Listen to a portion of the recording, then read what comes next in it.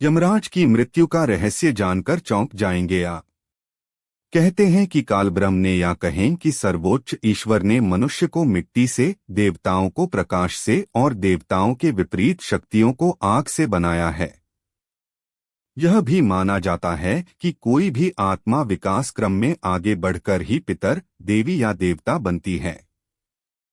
यह भी माना जाता है कि प्राचीन काल में सभी देवता सशरीर धरती पर ही रहते थे और उन्हीं का तब शासन भी था। देवता और असुरों में युद्ध होता रहता था। यह भी कहा जाता है कि उस काल के मनुष्य या देवतुल्य लोगों की औसत उम्र 500 वर्ष होती थी। यह जानने के बाद अब हम जानते हैं मृत्यु के देवता यमराज की मृत्यु का रहस्य।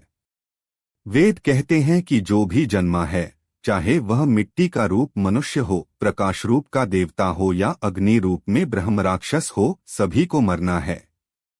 यह अलग बात है कि कोई 100 वर्ष में मरकर दूसरा जन्म ले लेता है और कोई 1000 वर्ष तक जिंदा करने के बाद दूसरा शरीर धारण कर लेता है। इसी तरह पुराणों में 14 इंद्र की तरह अब तक 14 यमराज भी हो चुके हैं। वेद और पुराणों की धारणा में बहुत फर्क है। पुराणों के अनुसार बहुत से देवी या देवताओं को सृष्टि संचालन हेतु परमेश्वर ने भिन्न भिन्न कार्यों के लिए नियुक्त कर दिया था है। जैसे ब्रह्मा सृष्टिकर्ता हैं, तो विष्णु उसके पालनकर्ता और शिव सभी संहारक शक्तियों के स्वामी हैं, अर्थात वे मृत्यु और प्रलय के देवता हैं। हिंदू मानते हैं कि ब्रह्मा हमें इस सृष्टि में लाने वाला है, विष्णु पालने वाला है और शिव ले जाने वाले हैं। इसी तरह इंद्र बारिश, विद्युत और युद्ध को संचालित करते हैं। अग्नि सभी आहुतियों को ले जाने वाले हैं। सूर्यदेव जगत के शुद्ध प्रकाश के अधिपति और समस्त प्राणियों को जीवनदान देने वाले हैं। पवनदेव के अधीन रहती है जगत की समस्त वायु। वरुण देव का जल जगत पर शासन है। कुबेर धन के अधिपति और देवताओं के कोषाध्यक्ष हैं। मित्रदेव देव और देवगणों के बीच संपर्क का कार्य करते हैं। कामदेव और रति सृष्टि में समस्त प्रजनन क्रिया के निदेशक हैं। अदिति और दिति को भूत, भविष्य, चेतना तथा उपजाऊपन की देवी माना जाता है। शिवपुत्र गणेश जी को देवगणों का अधिपति नियुक्त किया गया है। वे बुद्धिमत्ता और समृद्धि के देवता हैं। विघ्ननाशक की रिद्धि और सिद्धि नामक 2 पत्नियां हैं। कार्तिकेय वीरता के देव हैं तथा वे देवताओं के सेनापति हैं। नारद देवताओं के ऋषि हैं तथा चिरंजीवी हैं। वे तीनों लोकों में विचरने में समर्थ हैं। वे देवताओं के संदेशवाहक और गुप्तचर हैं। सृष्टि में घटित होने वाली सभी घटनाओं की जानकारी देवऋषि नारद के पास होती है। अंत में देवताओं में सबसे शक्तिशाली देव रामदूत हनुमान जी अभी भी सशरीर हैं और उन्हें चिरंजीवी होने का वरदान प्राप्त है। वे पवनदेव के पुत्र हैं। बुद्धि और बल देने वाले देवता हैं। उनका नाम मात्र लेने से सभी तरह की बुरी शक्तियां और संकटों का खात्मा हो जाता है।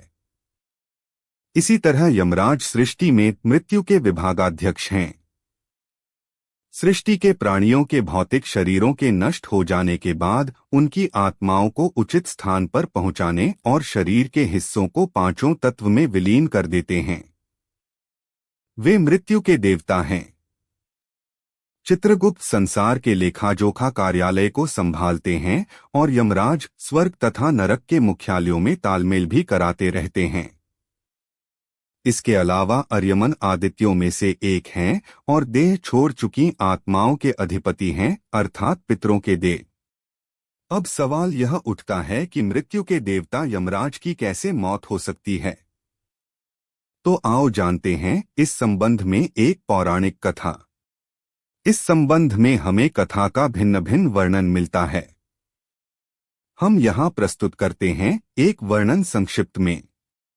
कहा जाता है कि प्राचीन काल में कालंजर में शिवभक्त राजा श्वेत राज्य करते थे।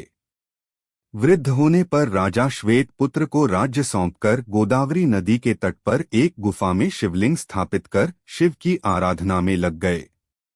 अब वे राजा श्वेत से महामुनि श्वेत बन गए थे।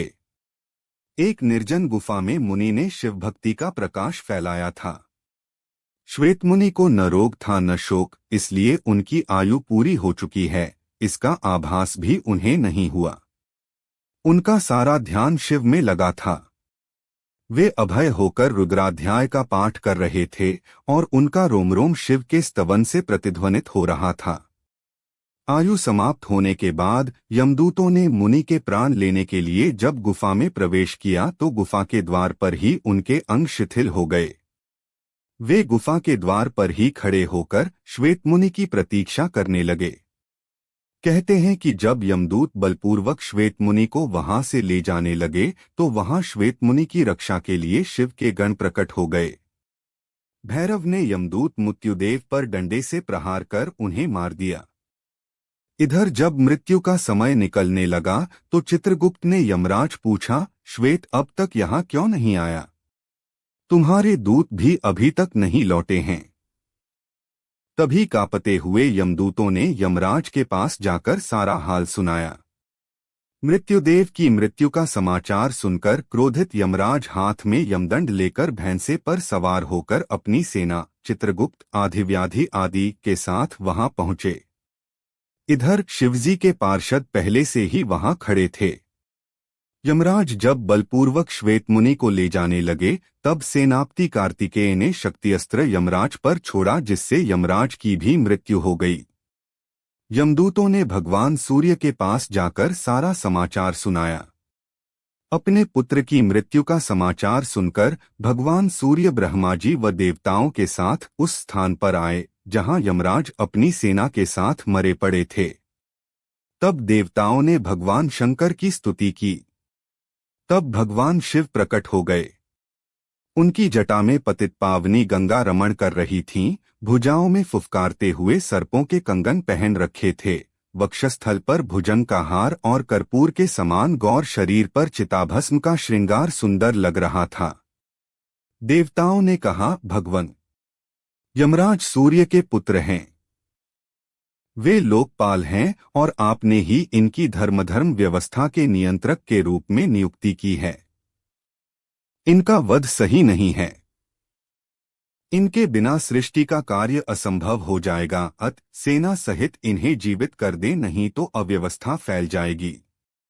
भगवान शंकर ने कहा, मैं भी व्यवस्था के पक्ष में हूँ। मेरे और भगवान विष्णु के जो भक्त हैं उनके स्वामी स्वयं हम लोग हैं। मृत्यु का उन पर कोई अधिकार नहीं होता। स्वयं यमराज और उनके दूतों का उनकी ओर देखना भी पाप है। यमराज के लिए भी यह व्यवस्था की गई है कि वे भक्तों को प्रणाम करें। फिर भगवान शिव ने देवताओं की बात मानकर यमराज को प्राणदान दे दिया। शिवजी की आज्ञा से नंदीश्वर ने गौतमी नदी का जल लाकर यमराज और उनके दूतों पर छिड़का, जिससे सब जीवित हो उठे। यमराज ने श्वेत मुनि से कहा, संपूर्ण लोकों में अजेय मुझे भी तुमने जीत लिया है। अब मैं तुम्हारा अनुगामी हूँ। तुम भगवान शिव की ओर से मुझे अभय प्रदान करो। श्वेत मुनि ने यमराज से कहा, भक्त तो विनम्रता की मूर्ति होते हैं। आपके भय से ही सत्पुरुष परमात्मा की शरण लेते हैं। प्रसन्न होकर यमराज अपने लोक को चले गए। शिवजी ने श्वेत मुनि की पीठ पर अपना वरदेहस्त रखते हुए कहा, आपकी लिंगोपासना धन्य है श्वेत। विश्वास की विजय तो होती है। श्वेत मुनि शिवलोक चले गए। यह स्थान गौतमी के तट पर मृत्युंजय तीर्थ कहलाता है। मृत्यु को कोई जीत नहीं सकता। स्वयं ब्रह्मा भी चतुर्युगी के अंत में मृत्यु के द्वारा परब्रह्म में लीन हो जाते हैं। लेकिन भगवान शिव ने अनेक बार मृत्यु को पराजित किया है, इसलिए वे मृत्युंजय और काल के भी काल महाकाल कहलाते हैं।